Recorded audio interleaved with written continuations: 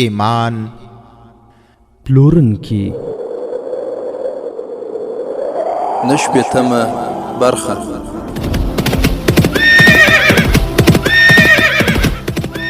د سلطان صلاح الدین ایوبی رحمه الله د دوران رښتینی کیسې.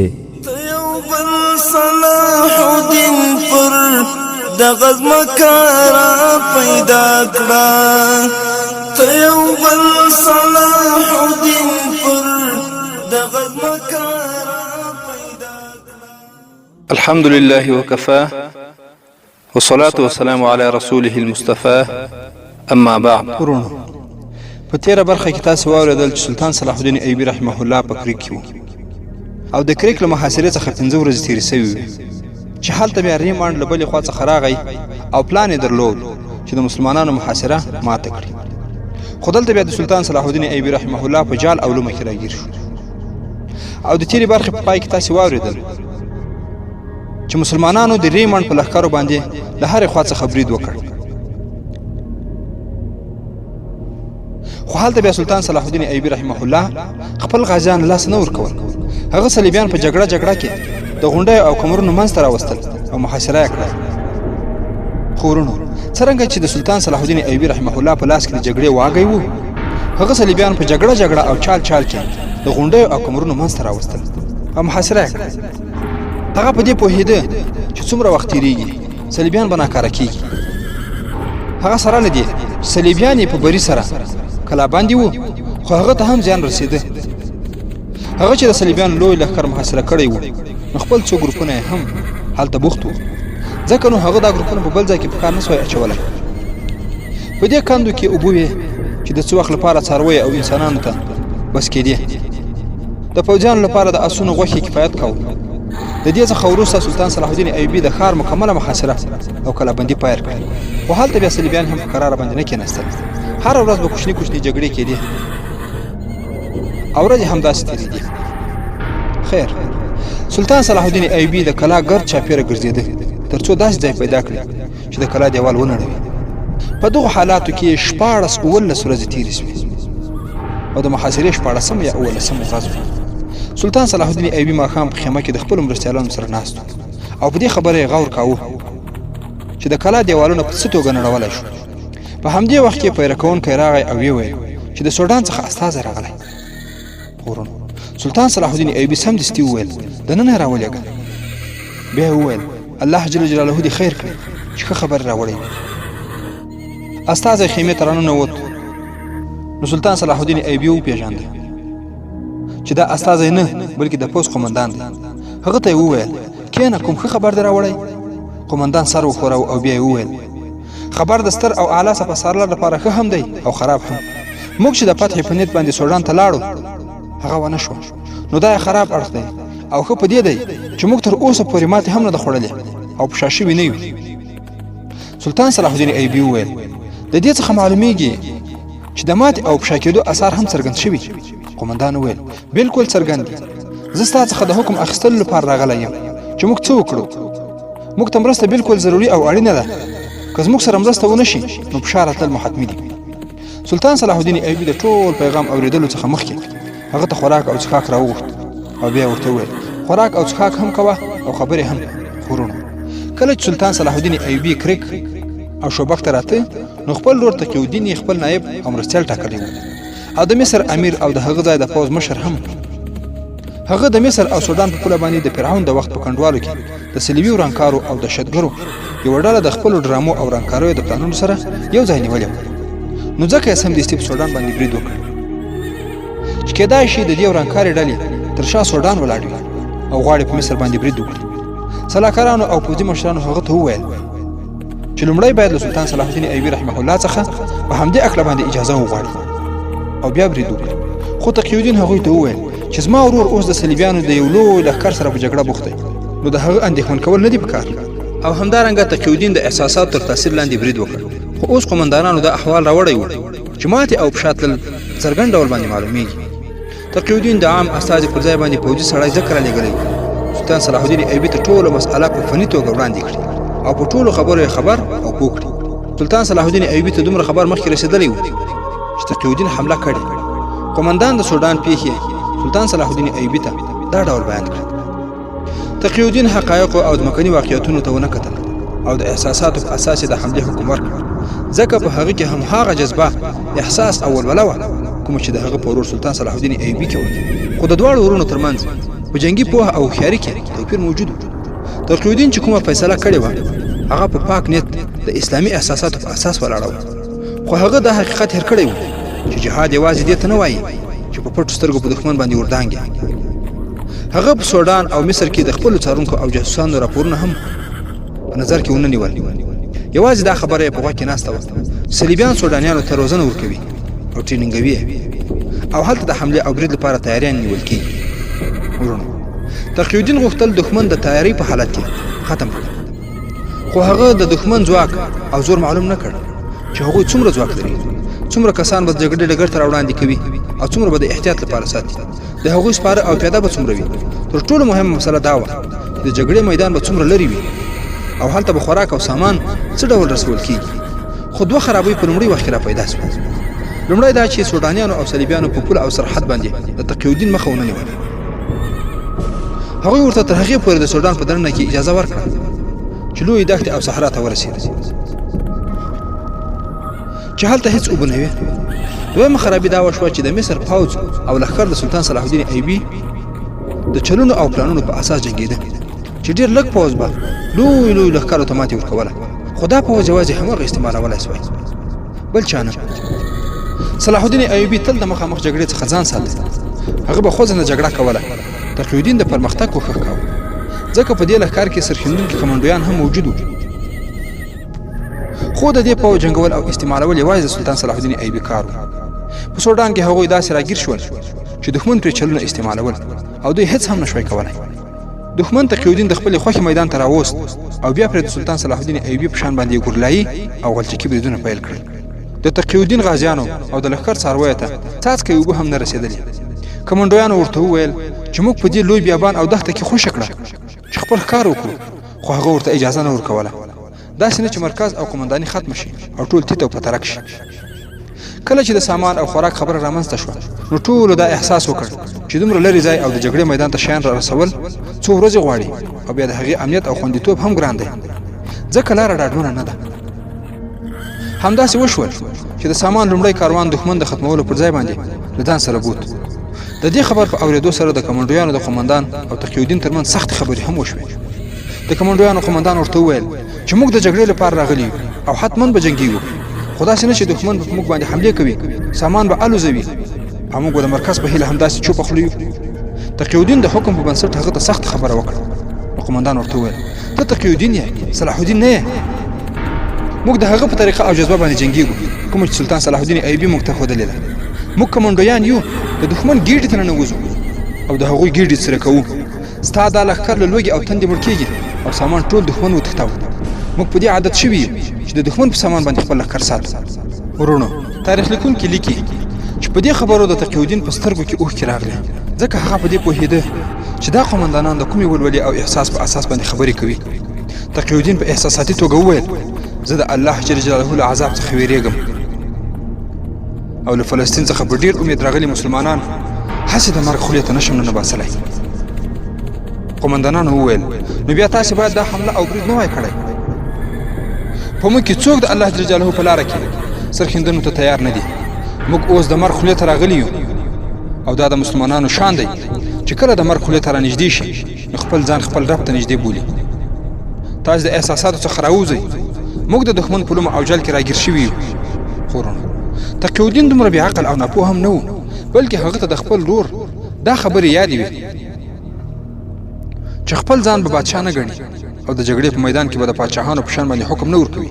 په خپلو غلطیو به پرده نه اچوي، ځکه نو هغه د قمندان دا سخت خبرې سپین سترګیتوب ونه ګاڼه، بلکې سمدستي ټول قمندانان راوغوښتل او د راتلونکي حالاتو په هکله بحث او خبرې پیل کړې. فیصله وشوه چې کمانډویان دې هر لوري ته د عملیاتو لپاره خپاره شي. د سامان د راتللو لارې دې هم کمانډویان د خپل کنټرول لاندې راولي. پوځ باید په 3 برخو وویشل شي او د 3 لورو څخه په دښمن باندې برید وکړي. تقی الدین چې کوم احتیاطي پوځ ساتلی و هغه هم ډېر کم و. د دې ویش فایده دا شوه چې لښکر له هغو برخو څخه ووت چیرې چې اوبه نه وي. د شګو او غونډیو دریاب چې پوس پکې خپور شو. دښمن په دې درې برخو هم حملې پیل کړې او هغوی نور هم سره خپاره کړل. ځاني زیان زیات شو. قومندانانو خپل ګروپونه سره جلا جلا کړل او بیا داسې جګړه پیل کړه کوم چې سلطان صلاح الدین ایوبي دوی ته روزنه ورکړې وه. خو ښکاره معلومېده چې دوی دا جګړه نشي ګټلی. هغوی خپل احساسات او ولولې په خپل ځای وساتل. د سامان را رسېدل اوس له نظره وغورځول سول. نو هغوی په دښمن باندې بریدونه کول او له هغه ځای څخه یې سامان لاسته راوړل. کمانډویانو په پوره سرښندنې په دښمن باندې حملې کولې او هغو ته یې پوره زیان اړاوه. څه به چې په لاس باندې ورتل هغه به نور مجاهدینو ته هم رسول. مرکزي قومنداني ختمه شوې وه. تقیالدین د خپلو کسانو سره یوې او بلې خواته کوښښ کاوه. د احساساتو تر پولو پورې هغه پوره ډاډه و. هغه ته له هېڅ لوري څخه هم دا خبر نه و راغلی چې کوم غازیان یا کوم ګروپ تسلیم شوی او یا یې وسله غورځولې ده.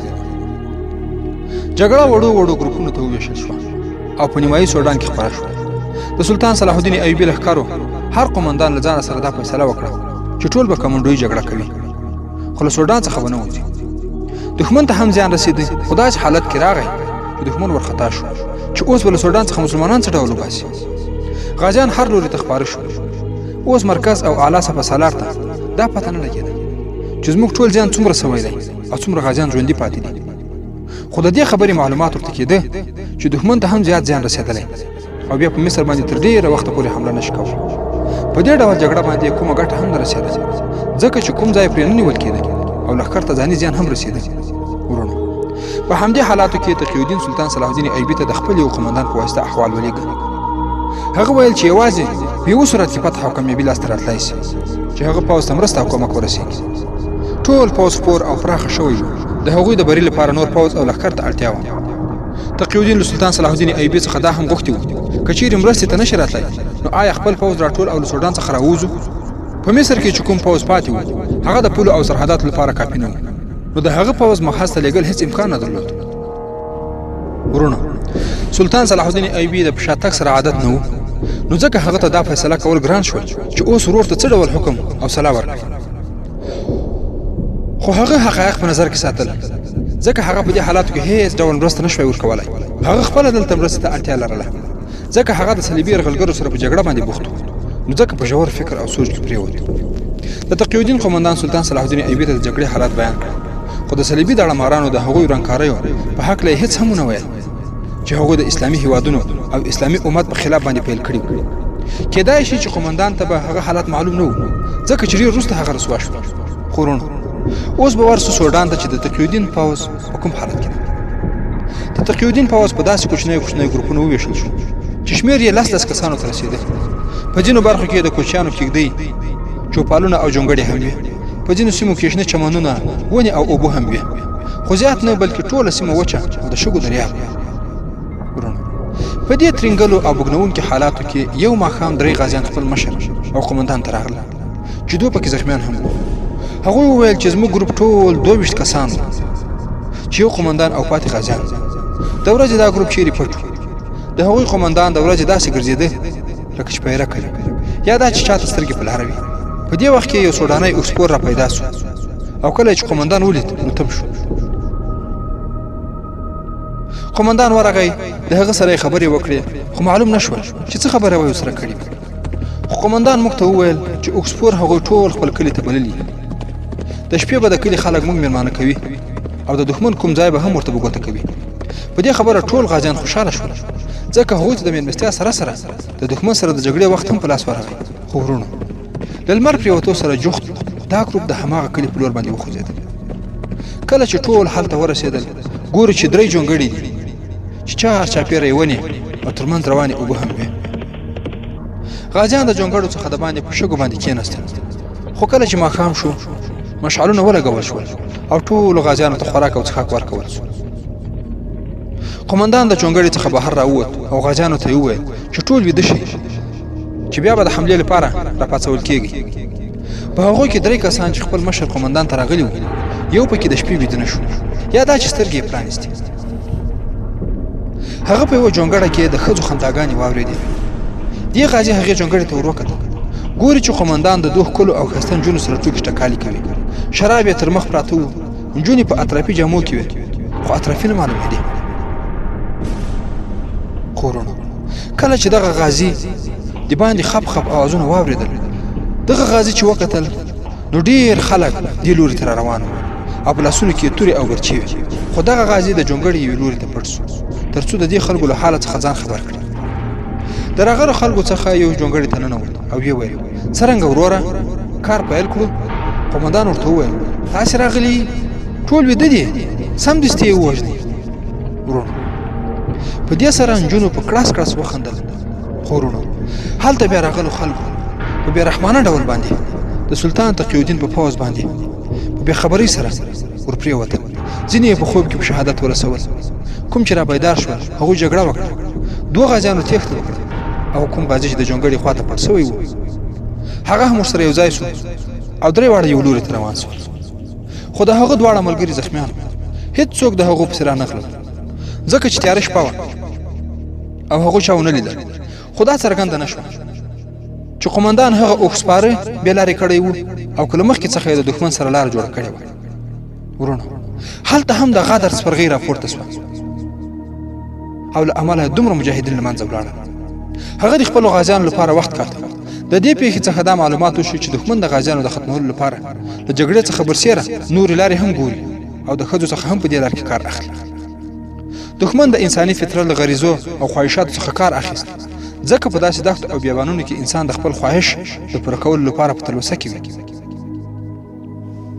ورونو د سوډان په دغه دښتو کې دښمن هم د خپل پوځ په وسیله باندې غازیان لټول او هم یې د هغوی په خلاف باندې پټ جنگ پیل کړی و کله چې څو داسې پیښې وشوې نو غازیان یې پوه کړل چې د چا په جال او لومه کې باید پرېنوځي ورونو د دغسې پیښو په ترڅ کې به ورسو د یو غیرتي زړور بادیانته او تقواداره مجاهد عطا الهاشمي پیښې دي د دې پیښو څخه یوه داسې هم وه چې د غازیانو قمندان عطا الهاشمي په یو ځای کې ناست و د هغو ټولی په څو کوچنیو ګروپونو باندې ویشل شوی و دا د مصر څخه د سامان راتلو لاره وه ورونو عطا الهاشمي د خپل ګروپ په وسیله چې شمېر یې تر 100 کم و ټوله لاره خوندي ساتلې وه هغه د دښمن په حمله کوونکې ډلې باندې ډېرې سختې حملې وکړې او هغه یې له کاره وغورځاوه هغوی به ناڅاپي په دښمن ورپرېوتل دښمن د هغوی د ختمولو لپاره ډېر کوښښ وکړ خو پرته د څو غازیانو شهید کولو څخه یې بل کار ونه شوی کړی ورونو عطا الهاشمي د غونډیو په منځ کې ناست و د هغه سره شپږ اووه غازیان هم دا د هغوی مرکز و هغه یو بوډا سړی د دوه اطرافي نجونو سره ولید نو هغه درې واړه دوی ته نږدې راغله نجونې سوډانۍ معلومېدې خو جامې یې اصلي نه بلکې بدلې وې د هغوی په څېرو باندې ګرد او دوړې وې غمجن او اندېښمن معلومېدل نجونې د بوډا شاته پټې شوې چې دا د شرف او حیا څرګندول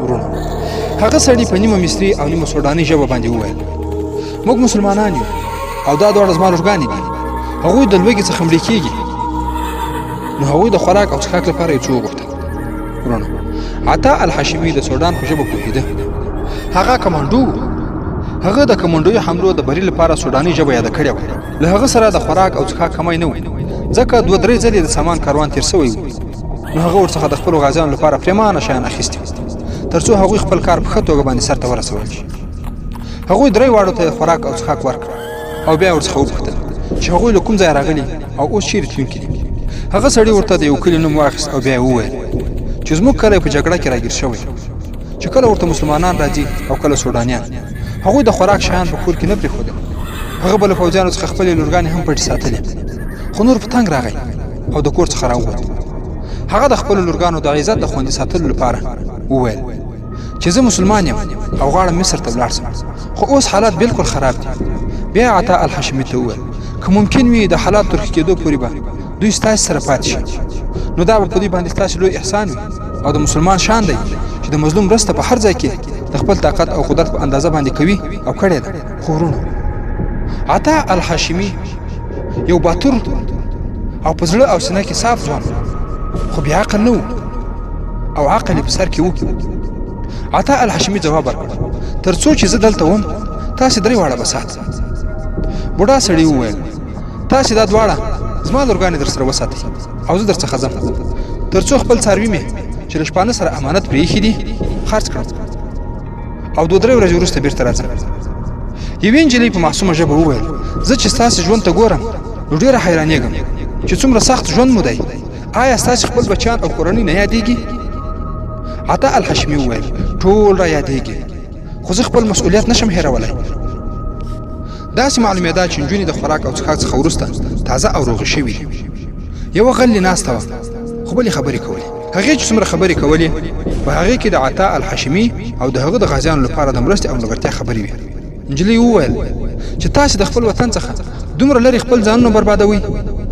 خو ورونو مخکې موږ دا یادونه وکړه چې عطا یو زړور، تقواداره او عقلمند مجاهد او د مجاهدینو مشري یې کوله. کله چې نجلۍ دا ورته وویل چې تاسې د خپل وطن څخه دومره لرې د خپلو ځانونو د بربادولو لپاره راغلي، په دې خبره سره عطا الحشمي ناڅاپه ودرېد او خپلو ملګرو ته یې وویل د دې سړي پښې په رسۍ وتړئ او بیا زما په آس پورې کلک کړئ. غازیانو د هغه پښې کلکې وتړلې او بیا په آس پورې وتړل او هغه آس یې خلاص کړ چې دی پسې کش کړي. ورونو څه فکر کوئ چې عطا الحشمي به ولې د سپینګیرۍ تړلی وي؟ او څه فکر کوئ چې دغه نجونې او هغه سپینګیري به څوک وي؟ او هلته به سلطان صلاح الدین ایوبي رحمه الله له تقي الدین سره څه مرسته وکړي او د کرک حالات به کومې خواته ولاړ شي؟ ورونو دې او د دې ته ورته پوښتنو ځوابونه به پر روانو برخو کې واورئ ان شاء الله تعالی. د 9 شپېتمې برخې پای.